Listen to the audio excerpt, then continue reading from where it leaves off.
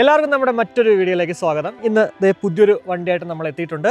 ഇതൊരു എന്താ പറയുക പക്ക ഒരു സ്റ്റോക്ക് കണ്ടീഷനിലാണ് റീസ്റ്റോർ ചെയ്ത് വെച്ചേക്കുന്നത്. നോർമലി നമ്മൾ ചെയ്തതൊക്കെ തന്നെ പല പല കളേഴ്സ് അല്ലെങ്കിൽ പല എന്തെങ്കിലുമൊക്കെ ഒരു വ്യത്യാസം അല്ലെങ്കിൽ ഡിഫറൻസ് അവിടെ വന്നിട്ടുണ്ടായിരുന്നു.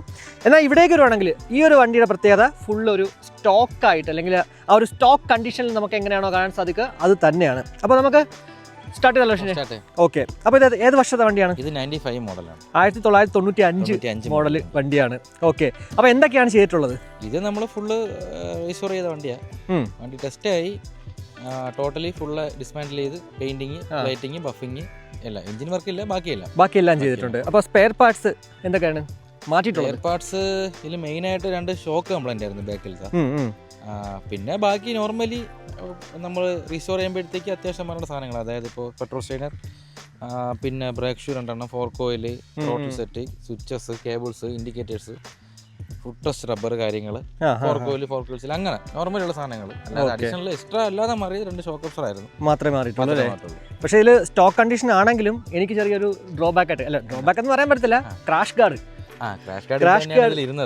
അതാണ് വേറെ നമ്മുടെ നോർമലായിരുന്നു. കുറച്ചുകൂടെ വണ്ടി എടുപ്പ് കിട്ടിയാണ്. അതെ, പ്രത്യേകിച്ച് ആ ഒരു സ്റ്റീൽ കളറായിരുന്നെങ്കിൽ കുറച്ചുകൂടി നല്ല രസമായിരുന്നു.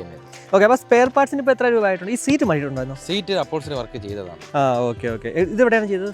ഇത് ഇതിന്റെ കസ്റ്റമർ നെയ്യാറ്റിൻകരത്തെ വണ്ടിയാണ്. പുള്ളി ഒന്ന് കൊണ്ട് ഇതിൽ എഴുതിയിരിക്കുന്നത് JSR പടന്താലമൂട്. ഓക്കെ, അവിടെയാണ് ഈ സീറ്റ് ചെയ്തേക്കുന്നത്. കസ്റ്റമർ തന്നെ കൊണ്ടുപോയിട്ട് ചെയ്തോണ്ടോ. ഓക്കെ, അപ്പോൾ ഒരു സ്പെയർ പാർട്സിന് ഇപ്പോൾ എല്ലാം കൂടി എത്ര ആയിട്ടുണ്ട്? ഇതിന് 11,800 രൂപ സ്പെയർ പാർട്സ് ആയി.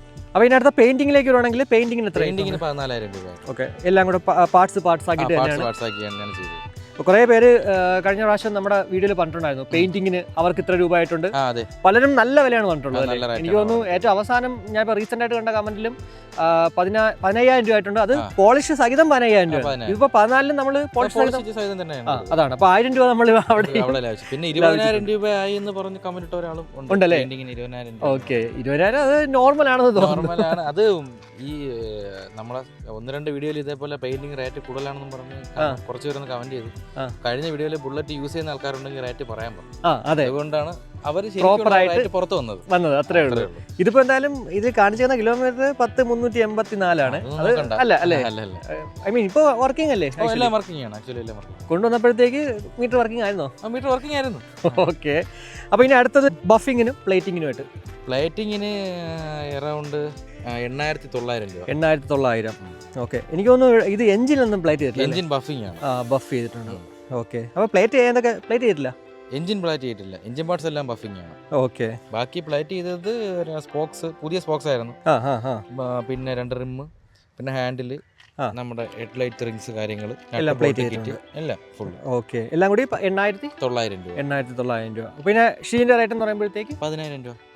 അപ്പോൾ എല്ലാം കൂടി എത്ര രൂപ ഈ വണ്ടിക്ക്? എല്ലാം കൂടെ ഈ വണ്ടിക്ക് ടോട്ടൽ കോസ്റ്റ്, ഇതിൽ കുറച്ച് ട്രാവൽ എക്സ്പെൻസ് വരുന്നുണ്ട്. അതായത് ഇപ്പൊ പ്ലേറ്റിങ്ങിന് കൊണ്ടുപോകുന്നത്, ബഫ് ചെയ്യാൻ കൊണ്ടുപോകുന്നത്, മാത്രമല്ല ലൈൻ ഇടാൻ കൊണ്ടുപോകുന്നത്. ഇതെവിടെ ലൈൻ ഇട്ടത്? ഇത് തിരുമല തന്നെയാണ്. ഓക്കെ, അതല്ലാതെ നോർമലി വണ്ടിയുടെ കോസ്റ്റ് വന്നത് 51,000 രൂപ. 51,000. ഓക്കെ, അല്ലാണ്ട് ഈ ട്രാവൽ എക്സ്പെൻസ് എല്ലാം കൂടെ കൂട്ടിയിട്ട് അത് കുറച്ച് പൈസയായി.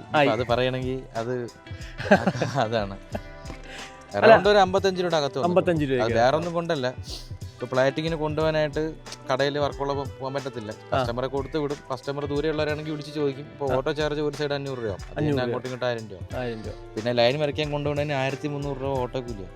1,300 തിരുമല പോയിട്ട് വരുന്നത്. 35 കിലോമീറ്റർ ഉണ്ട്. പിന്നെ അത് കഴിഞ്ഞ് ബഫിങ്ങിന് ഉമനല്ലൂരാണ് കൊണ്ടുപോകുന്നത്, എഞ്ചിൻ ബഫ് ചെയ്യാനായിട്ട്. അവിടെ പോയിട്ട് തിരിച്ചു വരുന്നതിന് കൊണ്ടുപോകണം. പിന്നെ അന്ന് തന്നെ കിട്ടത്തില്ല. അത് 1,150 രൂപ അതാവും. അപ്പൊ അതിന് 2,300 രൂപ. ഇതെല്ലാം കസ്റ്റമർ അടുത്ത് പറഞ്ഞിട്ടാ ചെയ്യുന്നത്, വേറെ ഓപ്ഷൻ ഇല്ല. അതെ അതെ, അത്രേ ഉള്ളൂ. അപ്പോൾ അതിന്റെ അല്ലാതെ വണ്ടിക്ക് വന്ന കോസ്റ്റ് 51,000 രൂപ. ഇപ്പൊ ഷീനെ സംബന്ധിച്ചിടത്തോളം ഇപ്പൊ ഇതെല്ലാം കൊണ്ടുപോയിട്ട് ചെയ്യാന്ന് പറയുമ്പോഴത്തേക്ക് അത് പ്രാക്ടിക്കൽ നമ്മളെ ജോലി കഴിഞ്ഞിട്ട് അത്രേ ഉള്ളൂ. അതാണ്. പിന്നെ എന്തായാലും അത് കൊടുത്താലേ പറ്റത്തുള്ളൂ അല്ലേ? എല്ലാ കസ്റ്റമർ ഓക്കെ ആണല്ലോ? ഓക്കെയാണ്. കാര്യം വേറെ നമുക്ക് ബെസ്റ്റ് എന്ന് തോന്നുന്ന സ്ഥലത്ത് നമ്മൾ കൊടുക്കുന്നു. അത്രേ ഉള്ളൂ. അപ്പോൾ എല്ലാം കൂടി വണ്ടിക്ക് 55,000 രൂപ മാത്രമാണല്ലേ? നോർമലി എല്ലാവരും പറഞ്ഞൊരു കാര്യമാണ്, എന്താ പറയുക, 1 ലക്ഷം ആകുമ്പോഴത്തേക്ക് അല്ലെങ്കിൽ 75,000 ആകുമ്പോഴത്തേക്ക് പുതിയ വണ്ടി ഇതിനേക്കാളും എടുത്തിട്ടുള്ളത്. പുതിയ വണ്ടി എപ്പോഴും പറയുന്ന പോലെ തന്നെയാണ്. പുതിയ വണ്ടി എന്ന് പറയുമ്പോഴത്തേക്ക് ഇത് കഴിഞ്ഞ പ്രാവശ്യം ഷീൻ പറഞ്ഞിട്ടുണ്ടായിരുന്നു അല്ലേ, ഒരു സെന്റിമെന്റ്സ് അല്ലെങ്കിൽ ആ ഒരു അതെ അറ്റാച്ച്മെന്റ്. അപ്പോൾ അതിന് എത്ര രൂപ കൊടുത്തു കഴിഞ്ഞാലും അത് കിട്ടത്തില്ല. അത് ആ ഒരു റീസണിലാണ്. പക്ഷേ ഇതിപ്പോൾ ഫെയർ ആയിട്ടുള്ളൊരു റേറ്റ് ആണ് 55 രൂപ എന്ന് പറയുന്നത്. നമ്മളിതിൽ എഞ്ചിൻ പാർട്സ് ഒന്നും പ്ലേറ്റ് ചെയ്തിട്ടില്ല. അതൊക്കെ പ്ലേറ്റ് ചെയ്യുന്നെങ്കിൽ എമൗണ്ട് വീണ്ടും കൂടിപ്പോയി. ഓക്കെ, അത് കാണുന്നുണ്ട് കേട്ടോ. ചെറിയൊരു ഗ്ലോസിന്റെ ഒരു പ്രശ്നമുണ്ട്. പിന്നെ പ്ലേറ്റ് ചെയ്ത് കഴിഞ്ഞാൽ നമ്മൾ അതിനനുസരിച്ചിട്ട് സൂക്ഷിക്കണം. നമ്മളിപ്പോ ഇത് ചെയ്ത് ഏത് വർക്കാണെങ്കിലും നമ്മൾ വണ്ടി കെയർ ചെയ്യണം. ഒന്നുമില്ലെങ്കിലും മാസത്തിൽ ഒരു ദിവസം ഫുള്ളായിട്ട് സർവീസ് ചെയ്യുക. മഴയത്ത് ഓടി കഴിഞ്ഞ് വരുമ്പോൾ ഒന്ന് വെള്ളം അടിച്ചെങ്കിലും ഒന്ന് കഴുകി വെക്കുക, അങ്ങനെയൊക്കെ ചെയ്യുക. കാരണം ബുള്ളറ്റിൽ ബാക്കിയുള്ള വണ്ടി അപേക്ഷിച്ച് ഒരുപാട് മെറ്റൽ പാർട്സ് ആയതുകൊണ്ട് തുരുമ്പ്, അതായത് അങ്ങനെ റസ്റ്റിങ്ങിന്റെ ഒരു ഇഷ്യൂ പെട്ടെന്നുണ്ടാവും. നമ്മൾ പണി ചെയ്ത് വെച്ചേക്കുന്നതുകൊണ്ട് പെട്ടെന്ന് ആ ഒരു വിഷയം വരുന്നില്ല. പിന്നെ അതേപോലെ തന്നെ ബഫ് ചെയ്ത പാർട്സ് ആണെങ്കിലും മഴയത്തൊക്കെ ഓടി കഴിഞ്ഞാൽ അതിൽ മറ്റേ ക്ലാവ് പിടിച്ച പോലെ വരും. അപ്പൊ അതുകൊണ്ട് അതൊക്കെ ഒന്ന് ക്ലീൻ ചെയ്ത് വെക്കുക. പിന്നെ വണ്ടി ഉപയോഗിക്കാതെ ബഫ് ചെയ്തതിനു ശേഷം കയറ്റി വെച്ചിട്ടാണ് പോണെങ്കിൽ ജസ്റ്റ് ഒരു കുറച്ച് പുതിയ ഓയിൽ എല്ലായിടത്തും ഒന്ന് തയ്ച്ച് വെക്കുക. ബഫിങ്ങിലും പ്ലേറ്റിംഗും വരുന്ന ഭാഗത്ത് വണ്ടി അങ്ങനെ തന്നെ മെയിൻറ്റെയിൻ ചെയ്ത് കൊണ്ടുനടക്കാൻ പറ്റും. നമ്മളിപ്പോ ഏത് വണ്ടിയാണെങ്കിലും ഞാനിപ്പോ ഇത് വർക്ക് ചെയ്ത് കൊടുത്തതിന് ശേഷം പുള്ളി മെയിൻറ്റെയിൻ ചെയ്ത് കൊണ്ടുവന്നാൽ ഇതൊരു 5-10 കൊല്ലം ഇതിങ്ങനെ ബഫിങ് മങ്ങി പോകും. കുറച്ച് നാൾ കഴിയുമ്പോൾ അത് വണ്ടി ഉപയോഗിക്കുന്നവർക്ക് അറിയാം, അതൊക്കെ ഇങ്ങനെ തന്നെ ഇരിക്കും. പക്ഷെ വേറൊരു കാര്യം കൂടി പറയാനുള്ളത്, നമ്മുടെ ചാനലിൽ ഇട്ട ആദ്യത്തെ വീഡിയോ ഒരു ബ്ലൂ കളർ ബുള്ളറ്റ് ഞാൻ ഈ ഇടയ്ക്ക് കണ്ടായിരുന്നു. എനിക്ക് തോന്നുന്നു ഓൾമോസ്റ്റ് നമ്മളൊരു 3 മാസം അല്ലേ 4 മാസം കഴിയും ആ ഒരു വീഡിയോ ചെയ്തിട്ട്. പക്ഷെ ഇപ്പോഴും ആ വണ്ടി അതേപോലെ തന്നെ ഇരിപ്പുണ്ട് കേട്ടോ. പിന്നെ ജസ്റ്റ് ഒരു 3 മാസമേ ആയിട്ടുള്ളൂ. എന്നാൽ പോലും നമുക്ക് എന്തായാലും ഒരു പെയിന്റ് ചെയ്തിട്ടുള്ള ഒരു വണ്ടിയുടെ റിവ്യൂ തന്നെയാണ് യൂസർ റിവ്യൂ ചെയ്യാം. ഒരാളുടെ ഒരു റിവ്യൂ എന്ന് വെച്ചാൽ കുറെ കൂട്ടർ ഈ പെയിന്റിങ്ങിനാണ് ഇപ്പോൾ റേറ്റ് കൂടുതൽ എന്ന് പറയുന്നത്. ബാക്കിയുള്ളതിനൊന്നും അങ്ങനെ പറയാറില്ല കേട്ടോ. പിന്നെ വണ്ടി ഉപയോഗിക്കുന്നവർക്ക് അറിയാം പറയുന്ന റേറ്റ് നോർമൽ അത്രേ ഉള്ളൂ. അതുപോലെ തന്നെയാണ് 15,000 രൂപ ആ ഒരു റീസ്റ്റോറേഷൻ കഴിഞ്ഞ പ്രാവശ്യം നമ്മൾ റീസ്റ്റോർ ചെയ്ത വണ്ടിക്ക് വാങ്ങിച്ചെന്ന് പറഞ്ഞപ്പോഴും അതും കുറവാണെന്ന് പലരും കമന്റ് ഇട്ടിട്ടുണ്ടായിരുന്നു.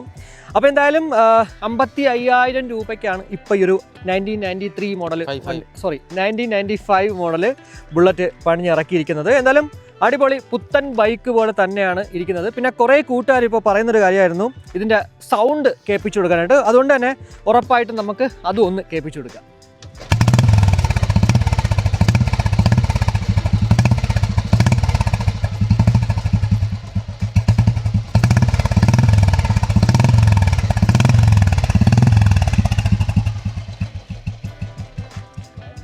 അപ്പോൾ എന്തായാലും എക്സോസ്റ്റ് നോട്ട് കേൾപ്പിക്കുന്നില്ല എന്നുള്ള പരാതിയുള്ള കൂട്ടുകാർക്ക് ഉറപ്പായിട്ടും ഇത് എന്നാലും ആ ഒരു പരാതി പരിഹരിച്ചിരിക്കുകയാണ് നമ്മൾ. എന്തായാലും അപ്പോൾ ഈ വണ്ടി എവിടെ നിന്നാണ് കൊണ്ടുവന്നത്? നെയ്യാറ്റിൻകര. എനിക്കൊന്ന് ആദ്യം അല്ലേ ആ ഒരു സമയത്ത് വന്ന വണ്ടിയല്ലേ? ഫസ്റ്റിലേക്ക് വന്ന. ഇതിപ്പോൾ എത്ര നാളായി വന്നിട്ട്? ഒരു 2 മാസം അടുപ്പിച്ചാവും. 2 മാസം അടുപ്പിച്ചു. ചെറിയൊരു ഡിലേ വന്നിട്ടുണ്ടല്ലേ? ചെറിയൊരു ഡിലേ വന്നിട്ടുണ്ടെന്ന് പറഞ്ഞാൽ നമ്മൾ എല്ലാ പാർട്സും പെയിന്റിങ്ങും പ്ലേറ്റിങ്ങും ബഫിങ്ങും എല്ലാം ഒരു സ്ഥലത്താണ് കൊടുക്കുന്നത്. ആദ്യം കൊടുത്ത വണ്ടി സീനിയോറിറ്റി പോലെ അവർ ചെയ്ത് തരത്തുള്ളൂ. ചെറിയൊരു ഡിലേ മാത്രമേ ഉണ്ടായിരുന്നുള്ളൂ. അപ്പോൾ ഇത്രയാണ് നമ്മുടെ ഈ ഒരു 1995 മോഡൽ ബുള്ളറ്റിന്റെ വിശേഷങ്ങൾ എന്ന് പറഞ്ഞത്. ഉറപ്പായിട്ടും ഇതുപോലുള്ള മറ്റുള്ള വീഡിയോസ് നമ്മുടെ ചാനലിൽ നിങ്ങൾ കാണുന്നതാണ്. ഷീൻ്റെ സ്റ്റോർ ലൊക്കേഷൻ വരുന്നത് ആറ്റിങ്ങൽ, നമ്മുടെ തിരുവനന്തപുരം ആറ്റിങ്ങലിന് അടുത്തുള്ള കടയ്ക്കാവൂർ എന്ന് പറഞ്ഞ സ്ഥലത്താണ്. ഓൾറെഡി ഗൂഗിൾ മാപ്പിൽ ഇപ്പോൾ ലൊക്കേഷൻ ഉണ്ട് കേട്ടോ. ജസ്റ്റ് ബുള്ളറ്റ് സോൺ എന്ന് സെർച്ച് ചെയ്ത് കഴിഞ്ഞാൽ നിങ്ങൾക്ക് കിട്ടാൻ ചാൻസ് ഉണ്ട്. ബുള്ളറ്റ് സോൺ കടയ്ക്കാവൂർ, അതെ ബുള്ളറ്റ് സോൺ കടയ്ക്കാവൂർ എന്ന് സെർച്ച് ചെയ്താൽ മതി. കൂടാതെ എന്തായാലും ഡിസ്ക്രിപ്ഷനിൽ ഞാൻ ലൊക്കേഷനും അതുപോലെ തന്നെ കോൺടാക്ട് നമ്പറും ഇൻസ്റ്റ ID ഞാൻ കൊടുത്തേക്കാം. നിങ്ങൾക്ക് എന്തെങ്കിലുമൊക്കെ സംശയങ്ങൾ ബുള്ളറ്റിനെ കുറിച്ചുണ്ടെങ്കിൽ ഉറപ്പായിട്ടും അതൊക്കെ തന്നെ ഷിജിൻ അത് പരിഹരിച്ച് തരുന്നതുമാണ്. പിന്നെ ഇടയ്ക്ക് ആരൊക്കെയോ എനിക്ക് മെസ്സേജ് ഇട്ടോ ഷിജിൻ റെസ്പോണ്ട് ചെയ്തില്ലെന്ന് പറഞ്ഞിട്ട്, മേ ബി അത് തിരക്ക് ആയിരിക്കാം.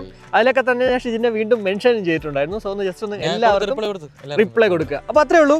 എന്നാൽ ഇനി ആർക്കും റിപ്ലൈ കിട്ടൂല എന്നുള്ള വിഷമമൊന്നും വേണ്ട. നിങ്ങൾക്ക് ഷിജിൻ്റെ കിട്ടില്ലെങ്കിൽ എനിക്ക് മെസ്സേജ് അയച്ചാൽ ഞാൻ പേഴ്സണലി ഷിജിനെ വിളിച്ചത് കാര്യം പറയുന്നുണ്ട്. അപ്പോൾ ഇത്രേ ഉള്ളൂ. ഈ ഒരു വീഡിയോ ഇഷ്ടപ്പെട്ടെങ്കിൽ ആവശ്യം ലൈക്കായിട്ട് അറിയിക്കുക, അഭിപ്രായങ്ങൾ കമൻറ്റായിട്ട് അറിയിക്കുക. കൂടാതെ നമ്മുടെ ചാനൽ ഇതുവരെ സബ്സ്ക്രൈബ് ചെയ്തിട്ടില്ലെങ്കിൽ ഉറപ്പായിട്ടും സബ്സ്ക്രൈബ് ചെയ്യാൻ കൺസിഡർ ചെയ്യുക. അപ്പോൾ മറ്റൊരു വീഡിയോ കാണുമായിരിക്കും.